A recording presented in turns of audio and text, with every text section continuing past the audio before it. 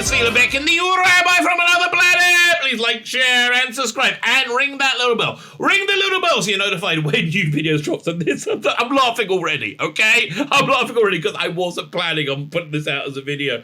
This is a thing I've been meaning to get to for a while. I had to do an emergency live stream on Sunday night, March 13th. So there's so many things I needed to get to, and I hadn't got to that yet. But so I did the live stream then, and this is one of the things I'm just going to cover on the stream. But it's too freaking good. It's awesome. Okay, it's everything that you would expect. There's not one surprise there, and they're all freaking hilarious. It is of course Mandip Gill being interviewed about. I hesitate to use the word thoughts on life, but being interviewed nonetheless. And it's fantastic. I mean, honestly, it's gold. It's absolute gold. There's another video I did from this. This was from the the London Spring Comic Con, where so there's another interview with both Jodie and Mandip, which I put out about a week or so ago, and it's just hilarious. It's just hilarious. These are great. These are gifts that just keep on giving. They're wonderful. So anyway, hit the like button. Thank you very much. I like to be liked. Hit the share button. Thank you very much again. I like to be shared, but, let's keep that to ourselves. Like, share, subscribe, comment, Substack, baby. Sign up my Substack, which is an email newsletter. I put out a bunch of comic strips on there as well, my stuff and classic stuff that's out of print. We're doing Blake Seven stuff right now. I put out some PDFs of the New Adventures. They're also out of print. Stuff that's out of print, I figure, fair game. And New Adventures, oh man, it's so sad. It was a great era that's just kind of gone, right? I think they should just re-release them all as books on tape, right? That's what I would suggest anyway. So like, share, subscribe, comment, Substack, all those things are freaking awesome. Especially subscribe. I like subscribe. You want to make a rabbi happy? Hit the subscribe button. That'd be fantastic. Fine. Like, share, subscribe, comment, Substack. I think we covered everything. But we haven't even started covering the true awfulness of it until we get into the wit and wisdom of Mandip Gill. A sight truly incredible to behold. My name's Tzvi Lebetkin, and so's this guy. Mandip Gill talks all things Doctor Who and meeting fans at London Film and Comic Con Spring. So look, listen. Maybe she won't sound like a huge doofus, right? Maybe. You never know. Maybe. Is going to be hilarious. Liam Nielsen is chin is here. I will find you, and I will kill you. Is here. Bit of Mandip Gill action. Mandip Gill spoke about a time at Doctor Who and interacting with her fans, all 12 of them, at the London Film at Comic Con Spring last Sunday, 27th, following the announcement back in December last year. Mandip Gill made a European convention debut. 26th, 27th at London, blah, blah, blah, blah, blah. Mandip Gill, Sylvester McCoy, Sarah Powell, John Leb, other people there. Following a surprise guest appearance at the previous Jodie sold out talk, only 200 tickets. Gallifrey won. Okay, fine. Mandip went on to speak about how she came to be cast as Yaz Khan. They wanted somebody who was kind of brownish and not from London, like a Sheffield lass. And I was kind of brownish and a Sheffield lass. And they said, can you do acting? I said, I do acting a lot. I do acting in Hollyoaks. I do lots of acting. I'm one of the best actors. And then, that sounds pretty good. But let's be sure your skin is brownish, and you're not from London. No, and that's how the casting process. That's how I imagine it went. Okay. She explained she didn't even know what she was auditioning for. I just walked through the door. I don't know what's going on. None of this surprised me, darling. Okay, none of it surprised. No one's going, really? You didn't know where you were or what you were doing, really? No one's shocked about that. Okay, no one's going to. There is no shock and awe at that one. Okay, didn't know what she was auditioning for, although she suspected it could be Doctor Who. It says on the call sheet Doctor Who. I don't know what I'm auditioning for, but I think it might be something to do with Doctor Who. Maybe it's the Tomorrow People. As a cousin director who previously worked on the show, she was told the day prior to her first audition with Jodie Whittaker that she was in fact auditioning for Doctor Who. Hey, you know that Doctor Who audition you're going for? You know what show it's for? No, I don't know what show it's going for. Oh, you're going for Doctor Who. Whoa, icky thump. Oh, I'll go to the top of my stairs. Okay. Oh, I didn't know. Mandip said that the period between auditioning and receiving the call telling her that she got the part was like the longest wait ever. It was nearly 24 minutes. Apparently, my skin matched the color chart, and they like that.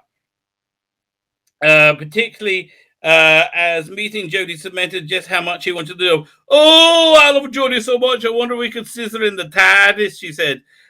What's more, even once as meeting, once she was given the part, she didn't realize what role she'd be given. I don't know what role I'd be given. I don't know where I am. Icky thump. Yet really, again, there is no one surprised by these revelations, right? No one's going, no, get out of it. Mandip Gill didn't know what's going on. And really? That brain trust? How can it be? How? Do you remember what I was given? It was only once she'd been called her agency how many episodes she'd be in that she knew she was going to be a companion. They ain't got me in all 10 episodes. Oh, icky thump. And a special. Oh, does that mean I'm going to be like a companion? No, man, if it's better than that. How could it be better than that? Oh, you're going to be a fam. Oh, your boy come. I wonder if a year and a half later, I'll be going to be revealed to be bullied because I'm Muslim. Oh, can you work that out? Oh, I could, yes. So I see the writing on the wall. Fine. So when they told her how many episodes she's going to be in, she worked out she was a companion all by herself. Gil also spoke about how much she enjoyed working with the rest of the regular crew. She said she felt their genuine connection and friendship. Oh, icky thump. Came through and listen, I bet they are friends. I bet they all get on, right? Nice. And came through and fed in. If only what they made wasn't unbearable shit, I'll be happy for you, right? I mean, honestly, it's nice you got on, but if what you made wasn't unbearable shit that took a shit on Doctor Who, and on anybody who loved it, right? I might be happier for you. But sadly, you did. Genuine friendship. Oh, icky thump. As well, help carrying her through those long shoots. She's got Jodie Whittaker's the best lead she's ever worked with. Oh, she's so stunning and brave. Sometimes we laugh and laugh. We go, oh, I don't know where I am. Oh, icky thump. I don't know where I am either, says Jodie. And we do laugh. Oh, those long nights do roll by. Oh, God help us. God help us. And that's how we got Orphan 55. She's described Jodie Whittaker, best lead she's ever worked with. And lucky to have worked with her. And she's learnt from her. Blimey, that's not good news, is it? I mean, really, she learned that if you weaponize a vagina, you can get anything. Right. Oh, icky thump. According to the original coast of Tosin call, running for the hills. I'm free, Bazza. Free. You run, Tosin. Don't look back at the plantation, mate. Run. Chibnall's out there chasing after you on his horse. Yeah. You'll make it out north, mate. You'll make it north. And Bradley Wolf, run, mate, on your toes, Tosin, mate. We gotta get out of here. Mandip said,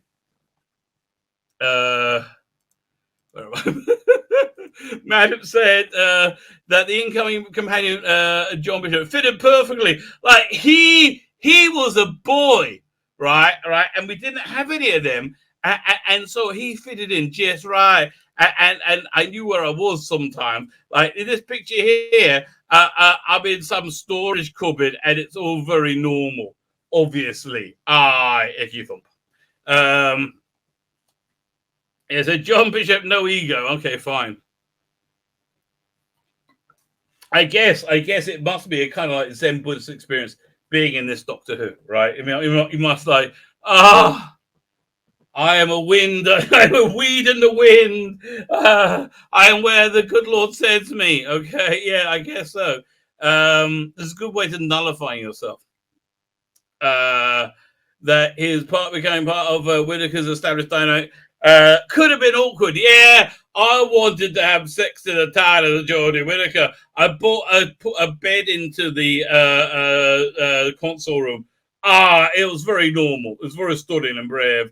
And then Dan shows up and said, Here, I think she wants to scissor you.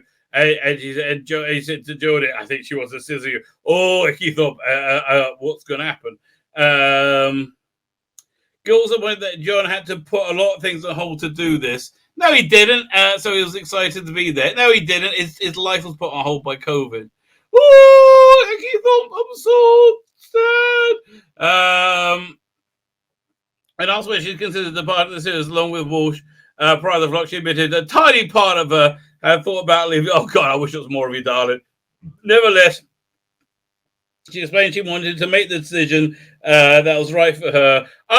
They were giving me a paycheck, and my quality of my work really didn't matter. And it felt like it would benefit her career to stay on. Well, it was either that or doing panto, I guess. So there you go.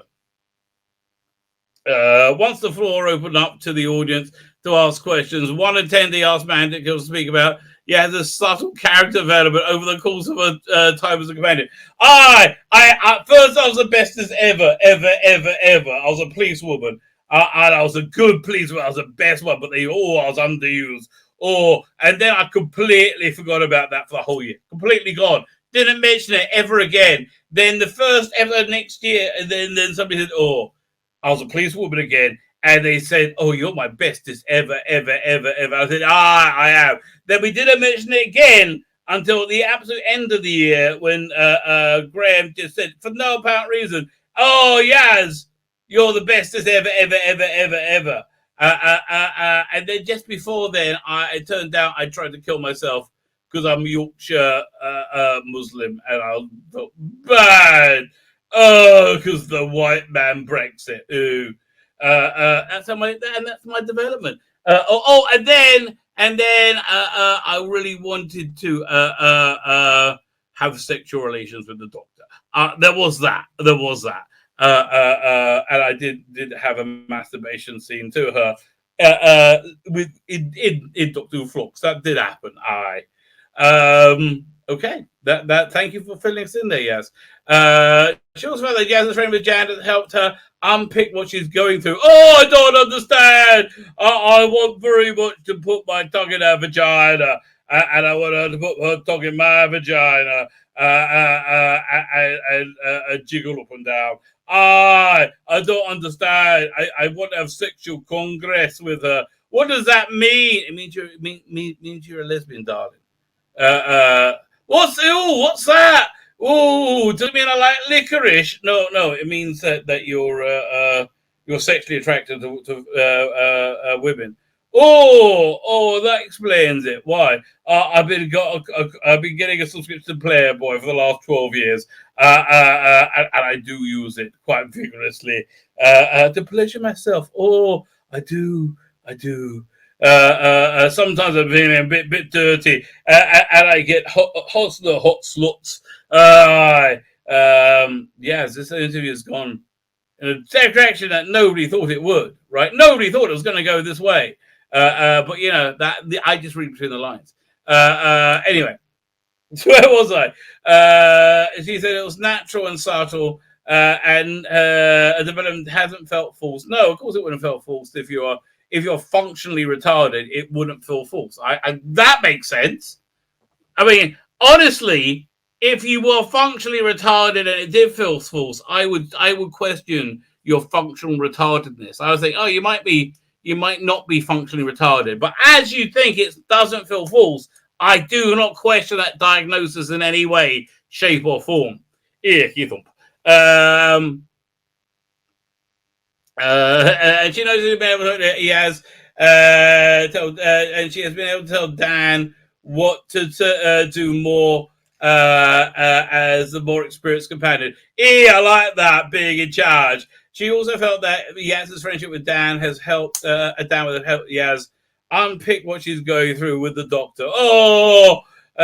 Gil wondered, would Yaz ever have confessed how she felt in Eve of the Daleks without Dan prompting her to express it? No. She also expressed how happy she was to have John with her both on set and off.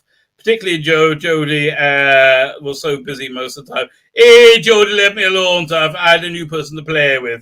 It was very nice. Oh, really nice. Mandip was also asked if she would ever consider coming back to Doctor Who in the future, to which he's responded, 1,000,000%. I'm just waiting for the phone call. Sent by the phone right now. Any day, Big Finish, I'm here for the Yaz Adventures. I'm so ready. She explained that the show is constantly changing. She'd love to be a piece of that cake. A piece of that cake. It's the rancid piece with worms. And to see what people do with the series in the future. Make it not shit is what we're hoping for. That's what we're going for, darling. Another audience member asked whether there are any other doctors Gil would want to work with.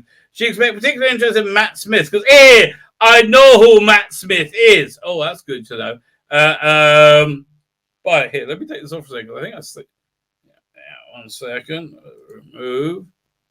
That reminds me. Do I have this thing open up over here? Let me see. Oh, it's reopening the page.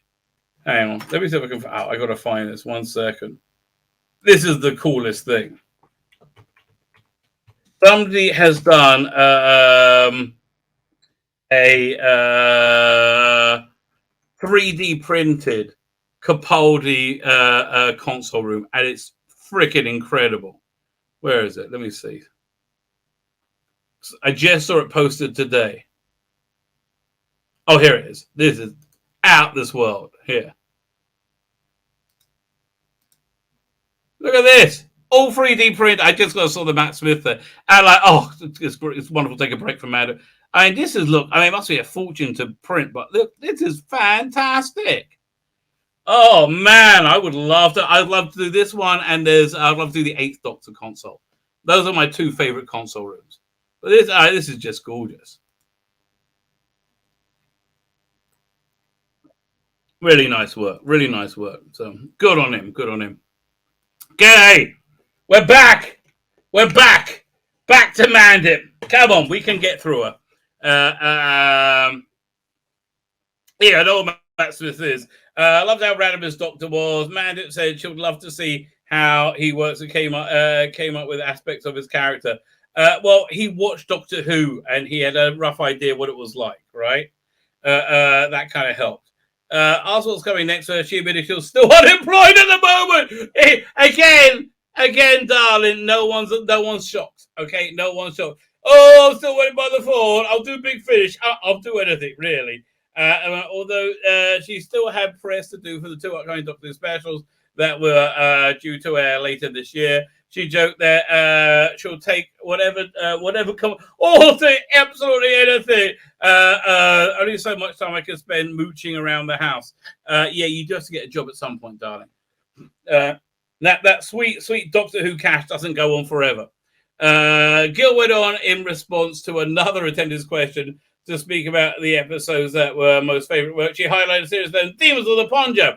Oh my God! Again, shocking me. Who'd have saw that coming as a particular favorite of hers? As it's something close to her heart personally, as well for a character, and I'm sure it was really unbiased, right? I'm sure you didn't have a extreme political agenda that you're trying to say over, right? She noted how interesting it is to learn more about the events covered in the episode, particularly through the lens of science fiction. If you were agenderizing constantly in a way I knew that was insanely disingenuous about things I know that you were agenderizing about, right? I mean, for God's sake. Mandip pointed to Rosa, another piece of garbage episode. as a favorite for similar reasons. She described filming the scene recreating Rosa Parks' refusal to give up the bus to a white passenger, with Vinette Robertson playing Parks. Very emotional. It felt so real. Oh, I was on a bus, and so was Rosa. I didn't know what to say and do. I just sat on the bus. Gil said that Rosa was a brother proud that she's been a part of. Yes, it was made to virtue signal, right? Especially now that I mean, listen, you just got it, once you watch it in hindsight, it's so painful, right? That people have since used the episode for educational purposes in schools. That's what it was made for. Oh my god! And she has rewatched the episode many times. Oh, so stunning and brave. Oh, yes, you were, man. It's so stunning, so brave. Icky thump. Mandip was then asked about Doctor and Yaz's dynamic. Ooh, and whether the evolution was pre-planned. Oh, no, we didn't think it would be sistering in the TARDIS. Or whether she should ever evolve over time. She admitted that she wasn't aware whether showrunner Chris Chibnall had planned out the... He didn't know what... He's running around like his head's cut off. The real-life chemistry with Jodie has fed into it, as well as the fan works that the writers have been on social media exploring the relationship between the two. God, that's your biggest mistake. I've been on social media. Really? You mean you've been on Twitter? Those weirdos, right? Oh, my God. What? I mean, like Twitter, it plays sadder than TikTok. Really? I mean, and that's where you've been? Oh, well, that's our research. Oh, God, you people are morons. Oh, there we go. Well, we can do this. We can do this. She also explained there was an effort to build upon aspects of the previous stories, such as the moment after Arachna's in the UK, where Yaz's mother asks us whether she, as the Doctor, are seeing each other to make sure that Dan's confession any of the didn't come out of nowhere. Oh God, yeah. I know. How much longer is this? Okay, not far. Not far. I feel my brain like melting. Like, shut up! No! No! No! No! Stop! Ah! Back to whence thou came, hellspawn. Be gone, harlot of Satan. So where are we up to? Mandip reflected on the impact of Yaz's story on the queer Doctor Who fan. Oh, which is what it's all about. Following on from this, Yaz asked how she felt about queer Doctor Who. How she felt the queer Doctor Who fans. Well, okay. I know most gay people hate the term queer now, right? Just hate it. Well, the impact of Yaz's storyline. Mandip said what when she went mental? That one. Mandip said her interaction with fans over the weekend had told her a lot. Oh, they said we were the bestest ever. And I said, yes, we were. And they said, yes, you were. Oh, it's so good. Oh, icky thump. And the opener writer suggests how much it means people see themselves represented. You saw a tiny minority of people, right? You're not seeing the people that you've chased away, which is much more. Really, please. Show it. It's because people have loved it. You got 2 million for your live viewing for even the Daleks, right? How shit could that be? Doctor Who at its lowest got 3.2. Oh, man. You are just so bad. She affirmed that the TV should represent reality. Well, okay, it doesn't. Everyone's a gay lesbian from the future, right? Everybody is a trans lesbian from the future, right? Who's a kick ass and subverts expectations. The TV should represent reality, but she also help educate people about those with different experiences than know. Yeah, okay, but how about educate? How about reflecting reality as well, right?